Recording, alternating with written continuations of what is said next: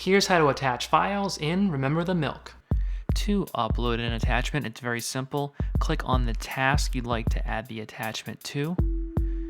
This side panel will pop up. Then click on Add Field. Scroll down to the bottom and click Attachment, and then you have some options here. You can choose an existing file in your Dropbox or Google Drive account, or you can upload a file from your computer, but just keep in mind that these files are not going to be saved on Remember the Milk servers. They will be saved on either your Dropbox or Google Drive account. So if you don't have either one of those currently set up, you have to set up one of those first, and then you can choose to attach a file from Dropbox or Google Drive that already exists, or you can upload a new file from your computer.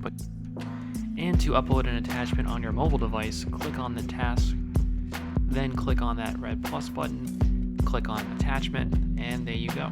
Thanks for checking out this video. If you'd like to download my free Remember the Milk cheat sheet, the link is in the description below.